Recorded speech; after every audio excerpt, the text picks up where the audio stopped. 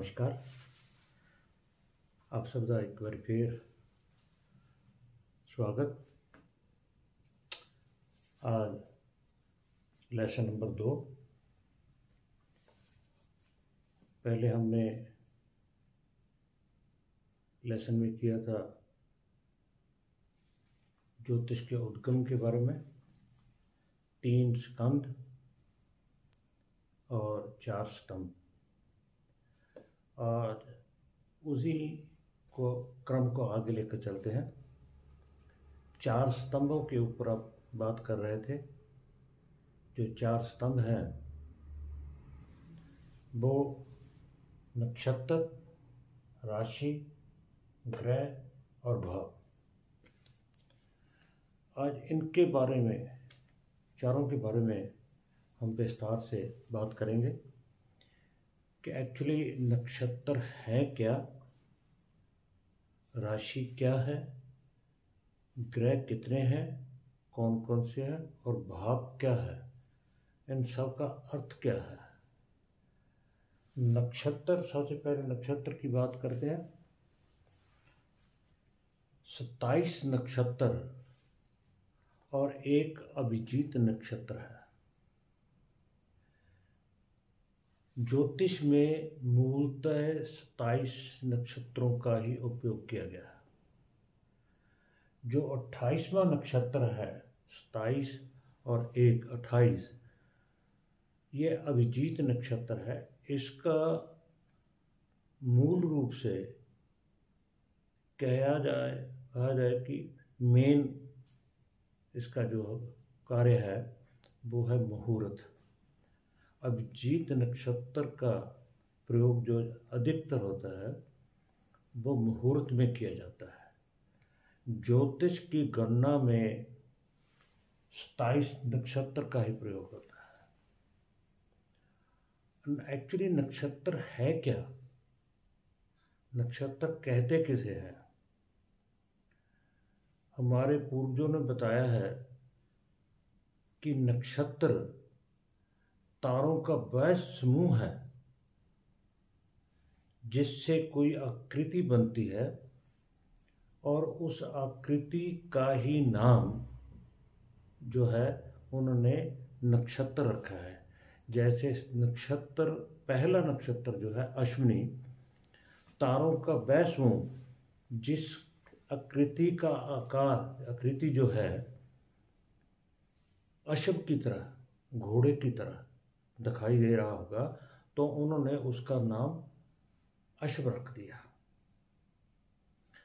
अश्व से अश्विनी, नक्षत्र का नाम अश्विनी, क्योंकि आकार अश्व की तरह दिखाई देता था, घोड़े की तरह दिखाई देता था, तो उन्होंने उस पहले नक्षत्र का नाम अश्विनी रख दिया। ऐसे ही जैसे जैसे तारों के समूह की आकृति उनको दिखाई पड़ी, उन्होंने वैसे वैसे इसका नामकरण कर दिया। नक्षत्र एक्चुअली ब्रह्मांड में इनका विस्तार क्या है? ब्रह्मांड को अगर हम अंशात्मक डिग्री में बांटे तो हम 360 डिग्री, मैक्सिमम 360 डिग्री बनता है। अगर 360 डिग्री को हम 27 पर भाग देते हैं तो एक नक्षत्र का मान 13 डिग्री और 20 मिनट आता है। अंशात्मक हिसाब से 360 डिग्री कुल बनता है। ये कुछ इसकी लंबाई नहीं है, अंशात्मक।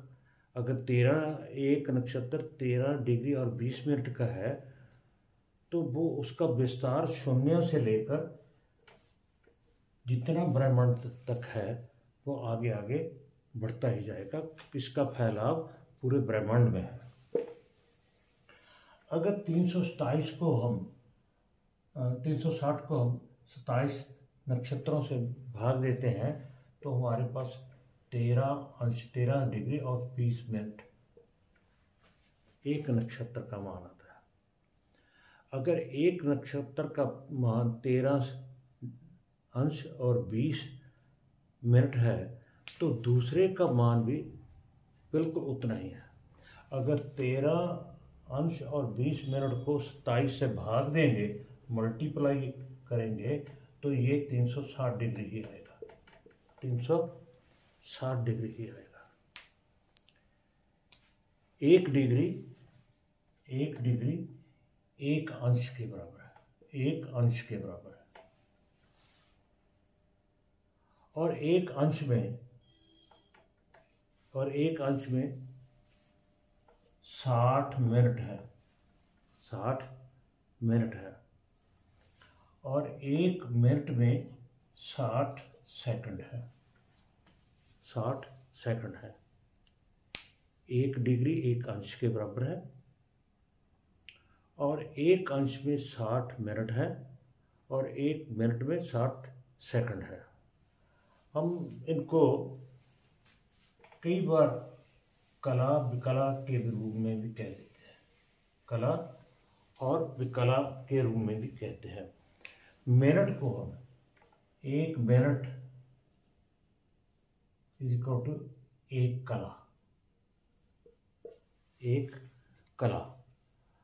और एक सेकंड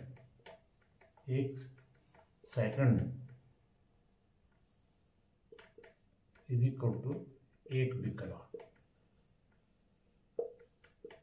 एक विकला। कई बार प्रयोग करते समय प्रयोग करें, कई बार मुंह से कला या विकला भी निकल सकता था। एक कला का अर्थ है मिनट, विकला का अर्थ है सेकंड। सो नक्षत्र, कुल नक्षत्र 27 है। एक नक्षत्र जो है अभिजीत 28वां, जिसका प्रयोग मुहूर्त में होता है।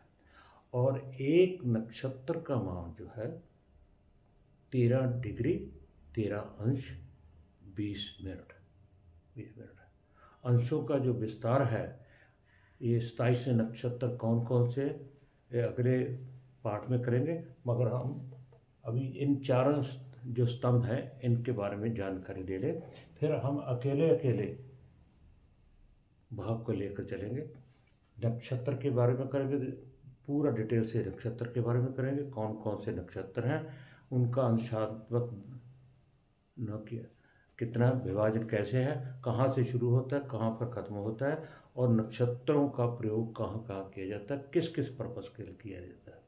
उसके बाद फिर राशि, फिर ग्रह, फिर भाव। अकेले अकेले बारी से क्रम से हम इसका विस्तार रूप से अगले पाठ में करेंगे। पहले इनके बारे में संक्षिप्त रूप में हम जानकारी ले रहे हैं। अब दूसरी जो स्तंभ है वो है राशि। राशि भी क्या है? राशियां भी तारों का समूह है।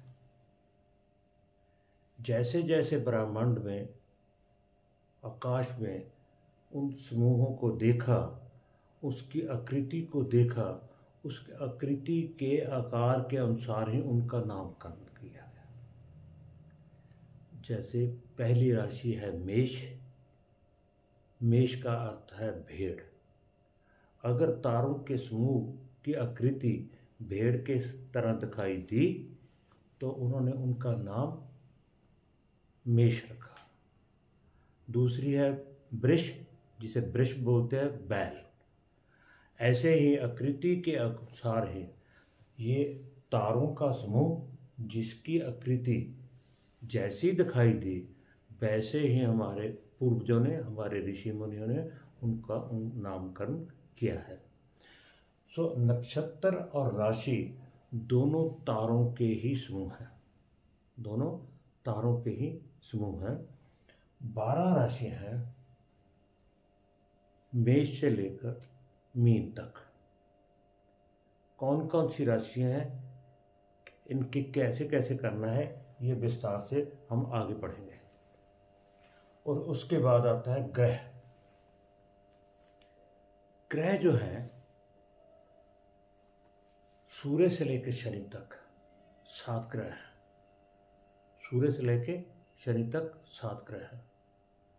सूर्य, चंद्र, मंगल, बुध, बृहस्पति, शुक्र और शनि, प्लस 2 राहु और केतु, प्लस 2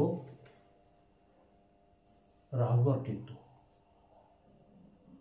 कुल 9 है। राहु और केतु को जो है भौतिक शरीर नहीं उपलब्ध नहीं है, इसलिए वो उन्हें क्या कहते हैं, छाया ग्रह। हमारी जो सबसे बड़ी साइंस की संस्था है नासा, वो इसे इमेजिनरी पॉइंट मानती है। हम इसे छाया ग्रह कहते हैं और नासा वाले इसे इमेजिनरी पॉइंट कहते हैं। बिना इमेजिनरी पॉइंट के इवन कि सूरज और चंद्र ग्रहण की कैलकुलेशन नहीं होती। ये वो भी जानते हैं, नासा वाले भी जानते हैं और सभी विद्वान जानते हैं कि इनको भौतिक शरीर नहीं है, इसलिए +2 है। मेन जो है सूर्य से लेकर शनि तक 7 और 2 राहु केतु 9 ग्रह हैं। और इसके बाद चौथा जो स्तंभ है हमारा भाव है। भाव का अर्थ है सारी सृष्टि को 12 भागों में जब बांटते हैं, यानी एक हिस्से को हम एक भाव बताया है और उसका पर्पस क्या है, मतलब क्या है, क्यों किया है। जैसे हम कोई घर बनाते हैं, किचन अपनी जगह, बेडरूम अपनी जगह है, वॉशरूम अपनी जगह है, यानी किसी मेहमान के लिए कमरा अलग से, अतिथि घर के लिए अलग से है, अपने परिवार के लिए हम अलग से बनाते हैं। और वहाँ अगर कोई कहे बेडरूम कहाँ है, बेड कहाँ है, तो बेडरूम में है, यानी माइक्रोवेव कहाँ है, किचन में है, गैस चूल्हा कहाँ है, किचन में है। यानी ऐसे ही जो प्रॉपर स्थान है वो सभी को दिया गया है। 12 भावों को 12 हिस्सों में बांट, 12 राशियां हैं और 12 ही भाव है। जब हम लगन निर्धारित करते हैं तो 12 राशियों को क्रमशः उसी हिसाब से रखते हैं।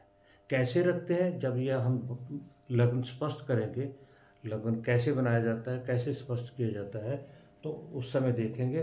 मगर 12 राशियों को 12 भावों में ही निर्धारित कर दिया जाता है। हर एक भाव में एक राशि होती है और उस राशि का एक स्वामी होता है। स्वामी कौन है, ये सभी हम आगे चलकर पढ़ेंगे। आज सिर्फ संक्षिप्त में यही जानकारी है कि नक्षत्र 27 है, एक नक्षत्र अभिजीत है, कुल मिलाकर 28 नक्षत्र हुए। अभिजीत नक्षत्र का प्रयोग मुहूर्त में किया जाता है और राशियां 12 हैं, ग्रह 7 + 2 9 है और भाव 12 है। यानी अब हम अगले लेसन में, जो इसके नेक्स्ट लेसन होगा, उसमें हम ये जानकारी लेंगे कि नक्षत्रों का अंशात्मक विभाजन कैसे करें, कैसे होगा और उनके बाद कौन कौन से नक्षत्र हैं, पहला नक्षत्र कौन सा है, दूसरा कौन सा है और वो दूसरा नक्षत्र कहाँ से स्टार्ट होता है और कहाँ तक खत्म है। अंशात्मक विभाजन हम अगले लेसन में करेंगे। इस भाग में सिर्फ इतना ही इस लेसन में। नमस्कार।